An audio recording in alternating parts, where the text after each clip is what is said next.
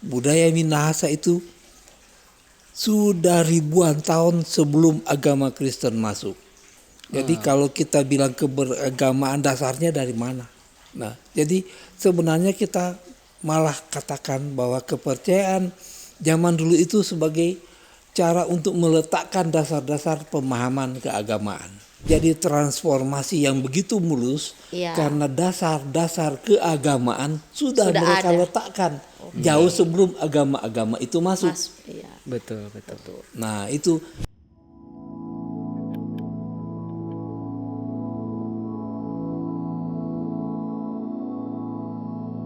Nando Leos, selamat datang kembali di Minahasa Podcast. Masih bersama kita Henry dan kita partner Dela. Ya, di sini torang lagi-lagi akan membahas mengenai jati diri kita sebagai Tou Minahasa. Dengan tentunya pembahasan-pembahasan yang seru, yang Seru relevan dengan torang pe generasi sekarang. Betul sekali.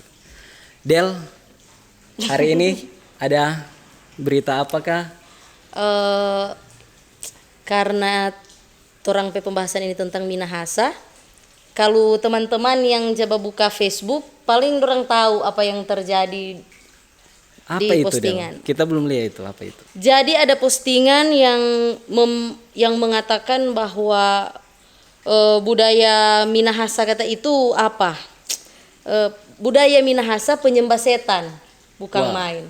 Tanin tahu dia dapat inspirasi dari mana, Mar? Dia berani mengeluarkan statement itu, tanin tahu apa DP alasan, Mar? Ada itu postingan dan cukup rame dan dorang dah bahas-bahas banyak pro kontra memang, cuma kita rasa untuk mengeluarkan statement seperti itu butuh, maksudnya mesti lebih bijaksana kok. Deng, tanya kok ke orang yang lebih mengerti dan tuh. Iya. Jangan cuma asal-asal gitu dan. Sekarang torang so bersama dengan Opa Fendi. Selamat datang Opa Fendi di Minahasa Podcast. selamat datang. Baik. Iya. Mungkin Pak Fendi so dengar tadi kita deng Dela pe pembahasan tentang yang viral-viral. Ya, Viral-viral, itu topik kan? yang menarik, bagus sekali. Nah, Pak Fendi, memang gak tuh kenapa boleh sampai jadi viral atau kenapa ada bias informasi di masyarakat? Karena memang menurut kita kurang akan orang-orang memberikan informasi yang benar atau pengetahuan mengenai sejarah yang benar itu seperti apa. Betul. Nah, makanya di masyarakat jadilah seperti ini. Dan mungkin bukan cuman dia saja yang berpikiran seperti itu. Banyak. Mungkin orang lain juga berpikiran seperti itu.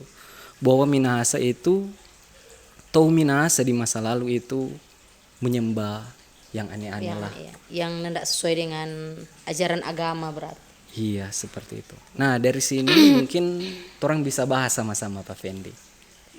Ya. Orang tertarik mau bahas mengenai kepercayaan orang Minahasa. Orang Minahasa. Seperti itu Pak Fendi. Ya, mohon mari. Oh ya, jadi saya baru dengar satu kata yang tadi berdasarkan keagamaan. Iya. Nah, kita harus ingat bahwa budaya Minahasa itu sudah ribuan tahun sebelum agama Kristen masuk. Jadi kalau kita bilang keberagamaan dasarnya dari mana? Nah, jadi sebenarnya kita malah katakan bahwa kepercayaan zaman dulu itu sebagai cara untuk meletakkan dasar-dasar pemahaman keagamaan. Supaya kita bisa mempunyai satu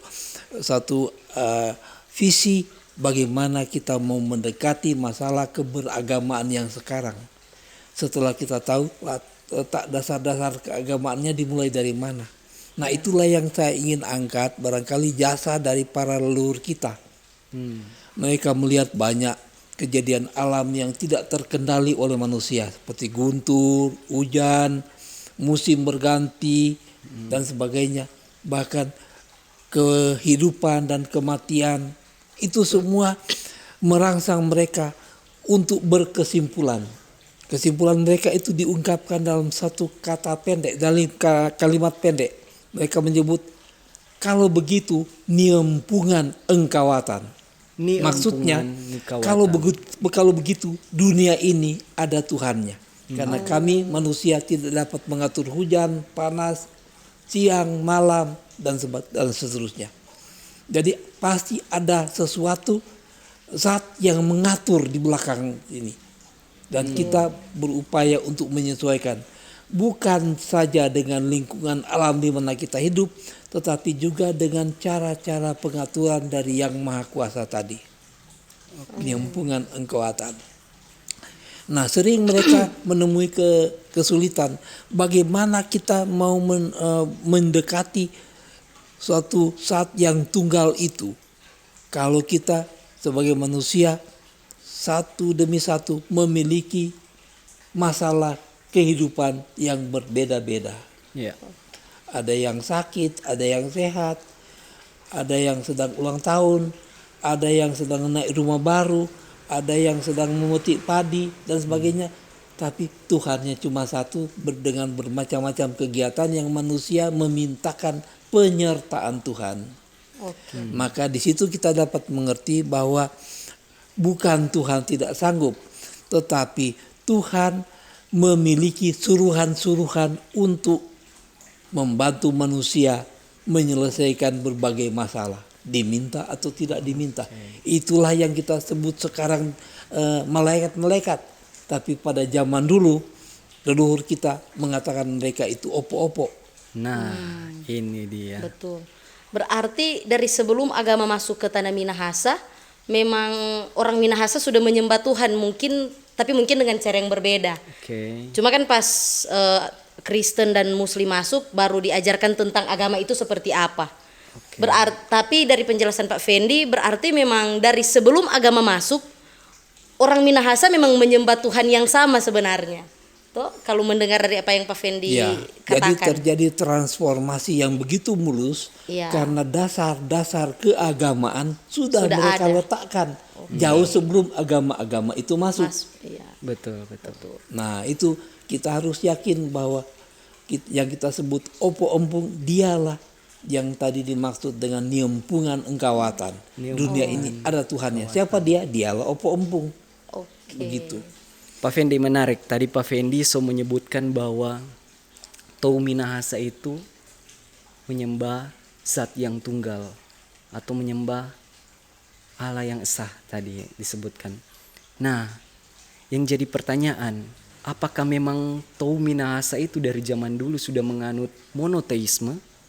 Sedangkan yang kita dengar akhir-akhir ini yang kita dapat yang tidak tahu ya informasinya mengenal opo-opo yang kedengaran seperti penganut politeisme seperti itu. Ya, mungkin memang, Pak Fendi bisa jelaskan. Ya, memang ada semacam kontradiksi bagi mereka yang tidak memahami hakikat yang sebenarnya dari budaya Minahasa, khususnya sistem kepercayaan Minahasa. Begitu mendengar ada opo-opo, berarti dewa-dewa, berarti menyembah dewa-dewa. Padahal yang mereka sembah hanya satu. Dan yang mereka minta pertolongan atau yang disuruh oleh Tuhan untuk menolong manusia itu adalah yang kita sebut opo-opo tadi. Yang kita boleh sejajarkan dengan dewa-dewi dalam agama di negara-negara lain. Bahkan di daerah kita sendiri di Indonesia ada juga yang menyembah dewa-dewi seperti di Bali, di Jawa masih ada, di Batak juga. Iya. Dan sebagainya. Bahkan yang hampir sama kulitnya dengan kita seperti orang Dayak, mereka menyembah dewa-dewi itu. Begitu, tapi kita mampu menempatkan hanya ada satu Tuhan dan ada para pembantunya, itulah yang disebut dewa-dewi. Dan kalau begitu maka mereka sebenarnya sadar atau tidak sadar oleh kita, mereka telah meletakkan dasar-dasar kepercayaan dan keimanan. Itu yang menjadi jasa leluhur kita yang kita harus hormati. Bahwa kita sekarang sudah beragama itu sebenarnya dengan mudah itu terjadi transformasi karena dasar-dasarnya sudah diletakkan oleh para leluhur. Oleh karena itu saya pikir jangan kita menafikan para leluhur itu. Kasihan mereka itu ribuan tahun belum ada agama satupun yang masuk. Apakah yang menuntun mereka adalah budaya keberagamaan, budaya berkepercayaan. Yang kalau di Minahasa itu berbeda dengan di tempat-tempat lain. Di Minahasanya mengenal satu Tuhan dengan banyak pembantu. Kalau di daerah-daerah lain dengan nama-nama yang berbeda. Kalau di Minahasa namanya kepercayaan Malesung. Ya, malas. Ya, itulah. Kira-kira demikian kepercayaan Malesung. Jadi mereka hanya percaya hanya ada satu tahun, jadi satu Tuhan. Jadi itu aliran monoteisme. Jadi saya kira itu adalah Minahasa salah satu dari yang sedikit yang menganut monoteisme. Ini menarik sekali. Menarik sekali.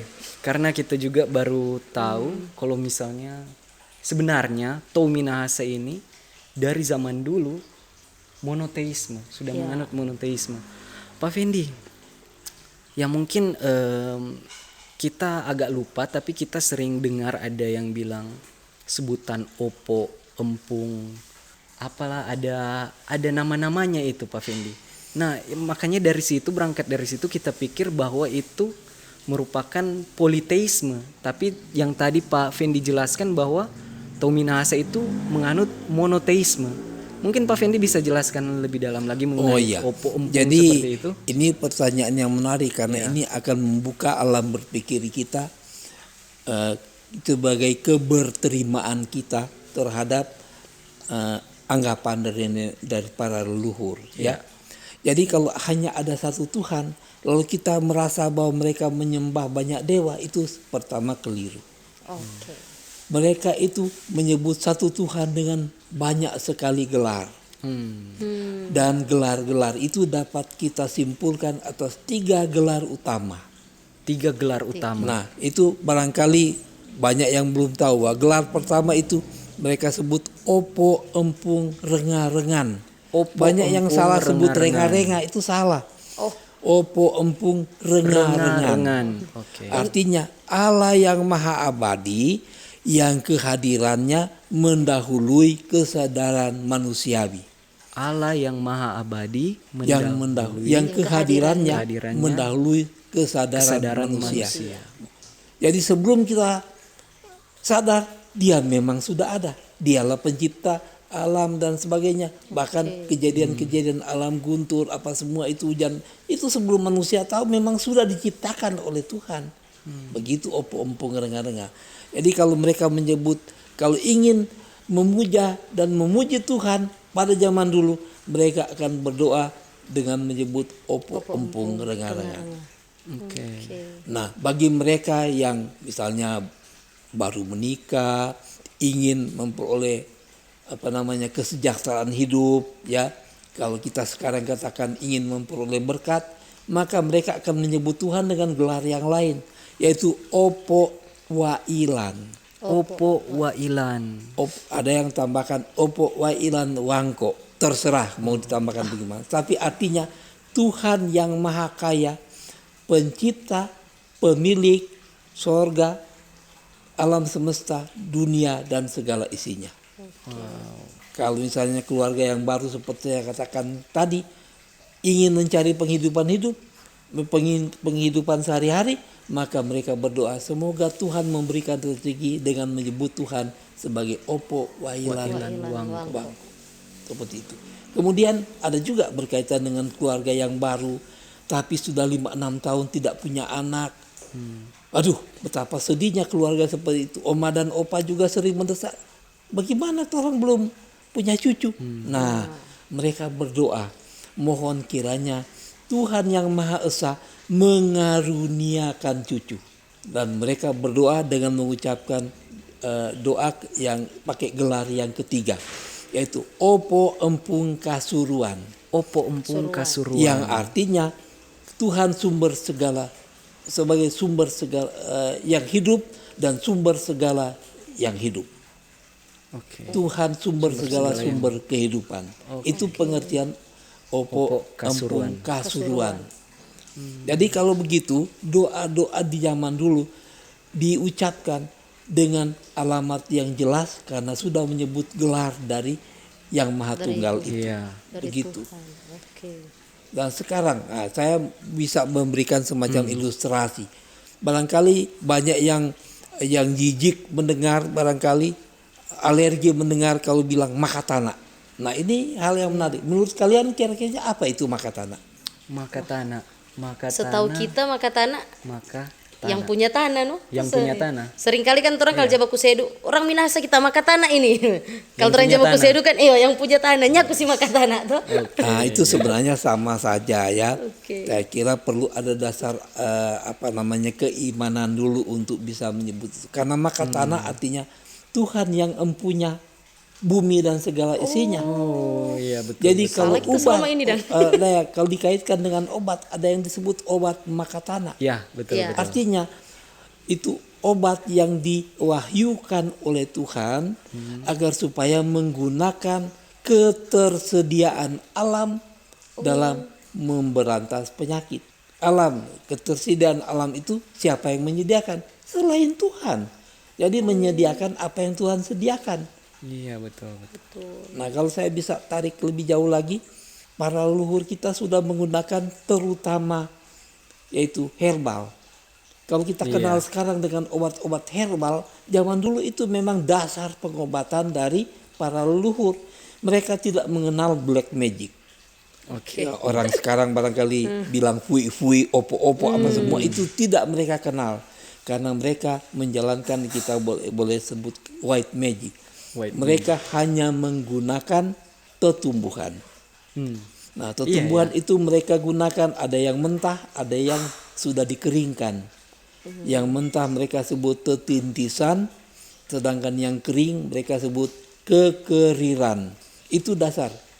Lalu pada abad 19 terjadi pertemuan karena semakin kacau balau mengenai sistem pengetahuan di Minahasa mengenai religi itu dengan masuknya berbagai mantra dari luar. Berbagai seperti itu. Kalau orang bilang tadi fui-fui, ya seperti itu. Itu adalah pengaruh dari luar, bukan asli Minahasa. Bukan asli Sama Minahasa. sekali orang Minahasa tidak mengenal namanya fui-fui.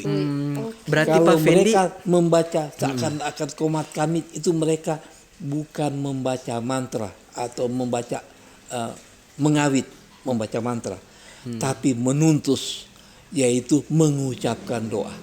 beda ya mengucapkan doa dan membaca mantra. Iya, kalau membaca mantra itu pengaruh dari luar. Tetapi kalau komat kami itu berdoa, bagi orang Minahasa itu menuntus artinya berdoa. Jadi sambil dia mengobati, sambil dia komat kami berdoa, semoga Tuhan berkenan menyembuhkan. Yang seperti itu. Jangan kita salah tafsir. Karena kita terbawa dengan anggapan-anggapan yang keliru. Dan mari kita sekarang meluruskan anggapan-anggapan itu.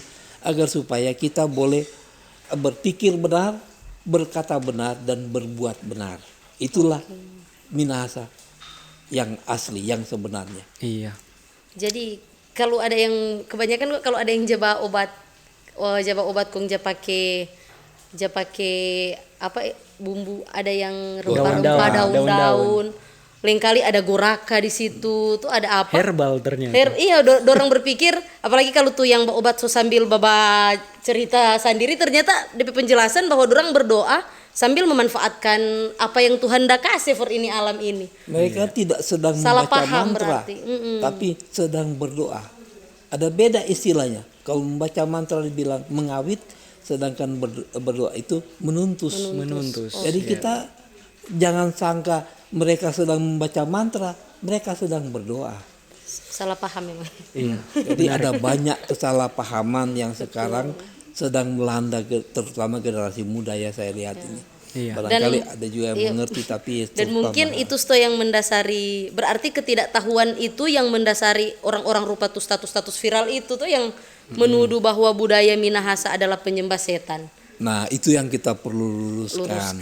Ya. Jangan sampai kita termakan oleh hasutan-hasutan seperti itu. Karena itu sangat-sangat tidak mendidik. Karena tidak punya latar pengetahuan mengenai budaya sendiri. Nah, Pak Fendi, tadi Pak Fendi menyampaikan bahwa orang-orang yang menyangka bahwa ini black magic itu merupakan apa ya, bisa dibilang pengaruh dari luar, dari bangsa luar.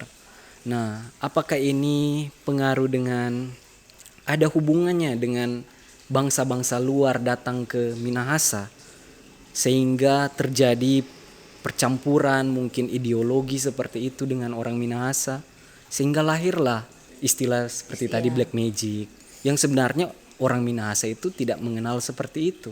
Nah, ini saya kira saya harus kembali jauh ke masa lampau, ke dunia perdagangan kuno Minahasa. Oke, ya. Nah, menurut sumber-sumber vernakuler disebutkan bahwa nenek moyang memiliki yang kita boleh sebut sekarang sebagai strategi kebudayaan. Mereka tidak senang, tidak menghendaki masuknya orang asing langsung ke tanah Minahasa. Mereka hanya orang asing, orang luar, apakah itu dari Nusantara atau mancanegara, hanya terkonsentrasi di sebuah pulau. Itulah yang namanya Pulau Bentenan sekarang. Pulau Jadi Bentenan. dunia perdagangan dipusatkan di Pulau Bentenan, bukan masuk ke pedalaman Minahasa seperti sekarang. Karena apa? Karena kekhawatiran dari leluhur kita mengenai masuknya budaya-budaya asing, dan itu terbukti dengan masuknya pengaruh black magic itu. Pengaruh kolonial juga karena diizinkan masuk ke wilayah asli Minahasa. Sebenarnya hanya boleh sampai di pulau-pulau menurut strategi kebudayaan mereka. Tapi ketika Minahasa menjalankan welcome, itu silakan masuk ke tanah Minahasa, maka strategi kebudayaan berubah. Oke. Yang merangkul siapa saja, dan itu akhirnya kan kita melihat ini sebagai rusaknya kebudayaan. Nah, begitu. Tentu ada saja plus minusnya ya. Kita tidak bermaksud untuk menutup diri. Kita bukan bangsa ekspansionis yang suka menjajah di tempat lain. Tapi kami tidak mau kalau tanah kami dijajah, diperintah oleh orang lain. Itu prinsip pada waktu dulu. Wah, ini menarik sekali Dela. Kalau mau dibahas lagi lebih dalam, Panjang sekali. tadi Pak Fendi sudah bilang mengenai strategi kebudayaan di mana para leluhur kita menjaga budaya kita dari pengaruh orang asing. Orang asing. Mau itu dari Nusantara mungkin atau dari mancanegara ya. Itu cuman bisa dibatasi di Pulau Bentenan tadi. Nah, ini menarik sekali. Pada saat orang Minahasa tadi welcome kepada orang luar masuk ke tanah Minahasa, baru disitulah terjadi yang namanya pencampuran mungkin ya. Pencampuran ya mungkin ideologi yang tadi disampaikan Pak Fendi. Akhirnya lahirlah yang namanya black magic seperti itu. Tapi sebelumnya orang Minahasa tidak seperti itu. Ya, memang tidak mengenal black magic. Itu arus deras budaya dari luar masuk ke Minahasa. Kira-kira mulai abad masuknya bangsa-bangsa barat. Kalau hitung lebih jauh sampai abad ke-15. Abad ke-15. Atau abad 16 lah begitu. Dan yang paling hebat pada awal atau sampai medio abad ke-19. Sesudah itu beberapa tahun kemudian para leluhur kita abad 19 mengadakan pertemuan dan menentukan yang ini adalah asli Minahasa sebagai white magic, dan ini adalah budaya luar yang mereka sebut black magic, sehingga segera dapat dikenali yang mana yang hitam, yang mana yang putih dalam praktiknya. Kalau menggunakan doa sudah dapat dipastikan itu adalah white magic. Oke. Kalau menggunakan mantra itu sudah dapat dipastikan adalah black magic. Oke. Begitu. Tetapi ada juga orang-orang yang sudah sangat terpengaruh waktu itu, dan itu disadari oleh para leluhur, dan mereka katakan bahwa itu bukan budaya Minahasa dan juga bukan 100% budaya luar, tapi itu budaya sewok namanya. Budaya campur. Budaya campur. Budaya campur itu ronsar sewok. Ronsar Budaya sewok. campur. Ronsar sewok. Ronsar budaya sewok itu campur. Begitu. Dan kita terpengaruh dengan budaya campur itu. Karena kita menyamaratakan orang Tumuntus dengan mengawit. Tumutus mengawit. Baru tahu. Iya.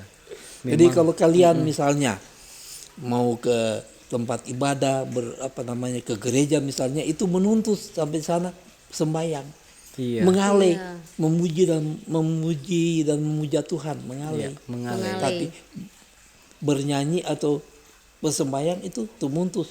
Jadi Pak Fendi, kalau kita melihat sekarang, kita mengalay, kita tumuntus ya, tumuntus. Sejak ya bisa dibilang kekristenan Injil masuk ke Minahasa. Tapi jauh sebelum itu, leluhur kita juga sudah mengalay, tumuntus kepada Tuhan juga. Ya, Tuhan yang Seperti Maha itu Esa. ya, Pak Fendi.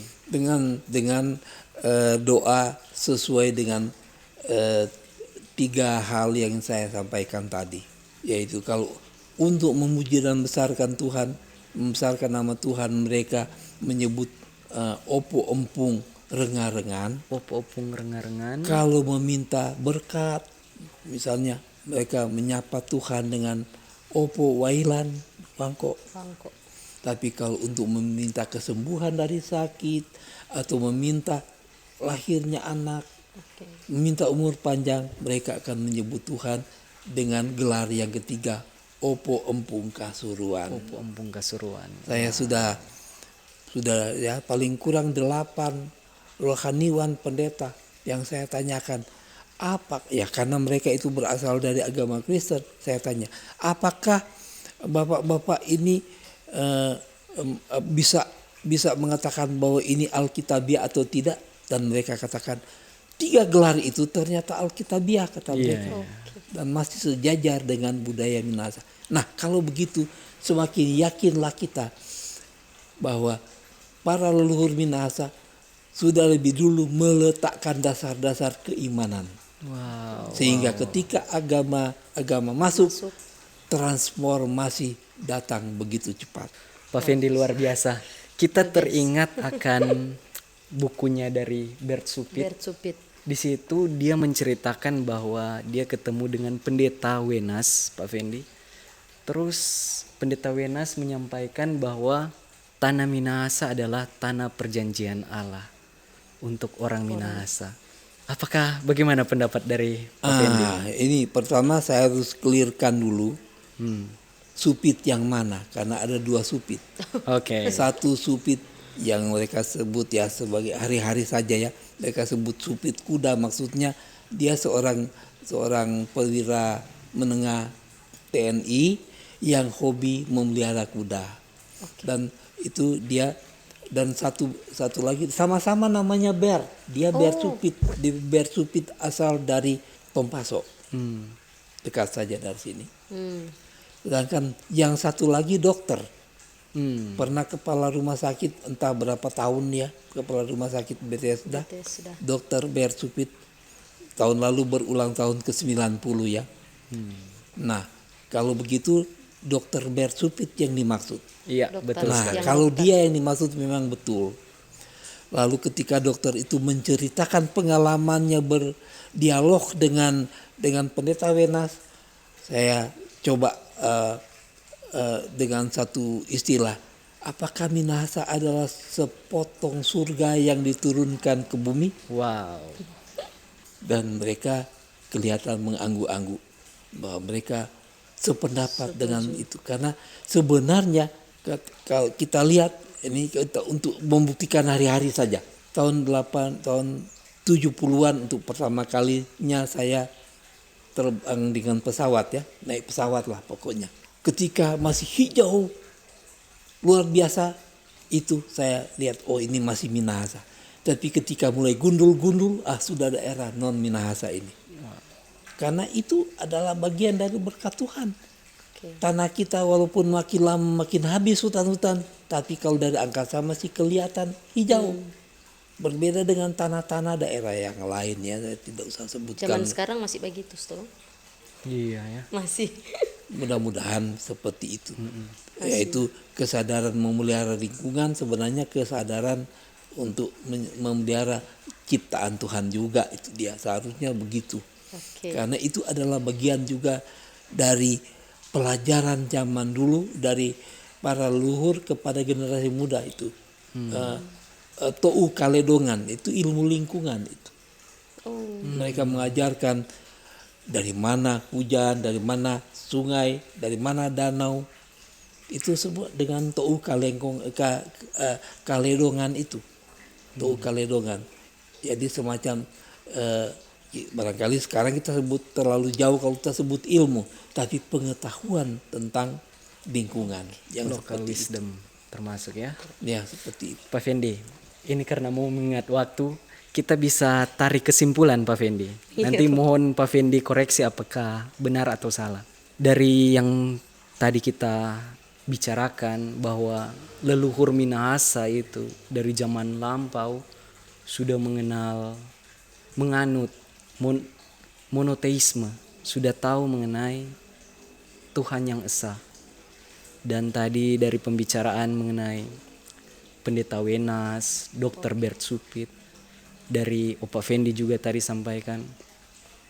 Jadi bisa dibilang leluhur kita mempersiapkan kita mengenal Tuhan yang disembah hingga agama datang.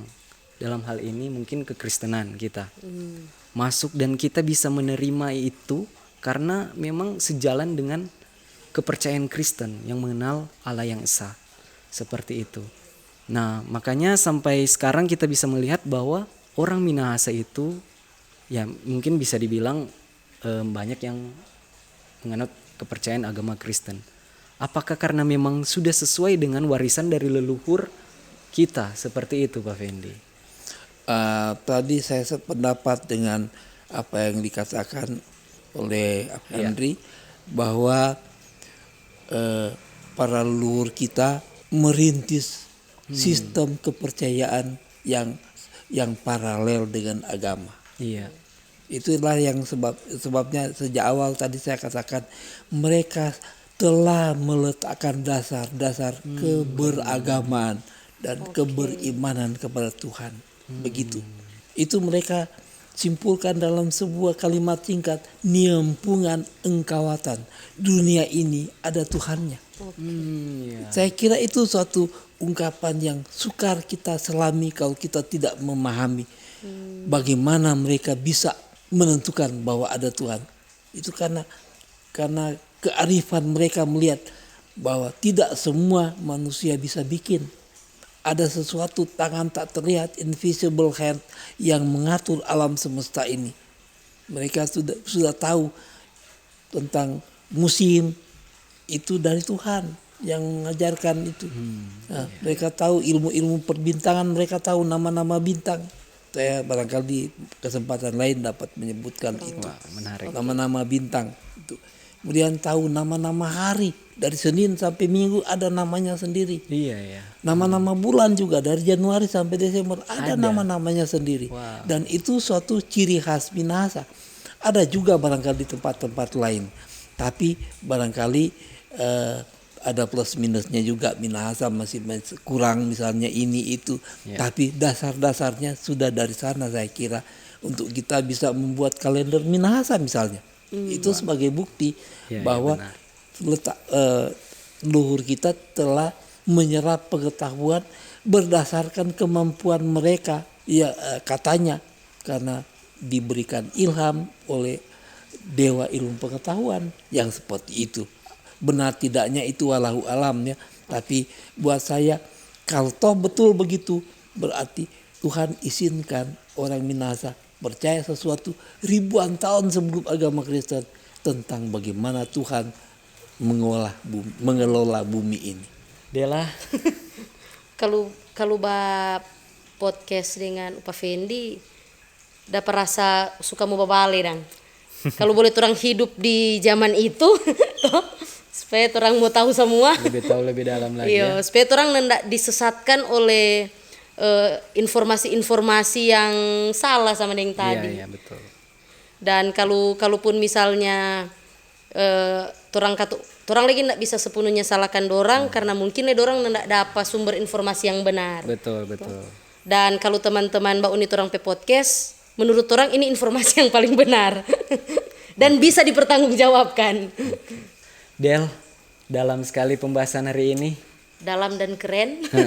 Jadi sebenarnya masih banyak lagi yang suka mau tanya ke Pak Fendi. Betul. Tapi mengingat waktu nanti mungkin orang bahas di episode selanjutnya Pak Fendi. Sekali lagi terima kasih banyak Pak Fendi Baik, atas terima kasih. Semoga pembahasannya. bermanfaat bagi Iya. Iya. pengetahuan generasi muda. Iya, betul sekali. Dan teman-teman, semoga teman-teman tetap setia menonton Torang Podcast karena memang Torang akan memberikan informasi atau apa saja tentang budaya Minahasa di podcast ini, tentu saja bersama dengan orang yang bisa dipercaya supaya orang nenda menerima informasi-informasi dan yang salah. Makanya orang membutuhkan teman-teman support lewat Mbak Uni ini video, like, comment, subscribe, dan share tentunya supaya orang tetap berkembang sama-sama dan mendapatkan banyak informasi dari ini podcast. Kalau ada pertanyaan boleh di komen. Boleh di komen. Dan yang mau beli buku, link tetap ada di bawah. Oh iya. Link tetap ada di buku. bawah. Bukunya Pak Pak Fendi, Fendi ya. ya. Oke teman-teman, sampai bertemu di podcast selanjutnya. Bye-bye. Bye-bye.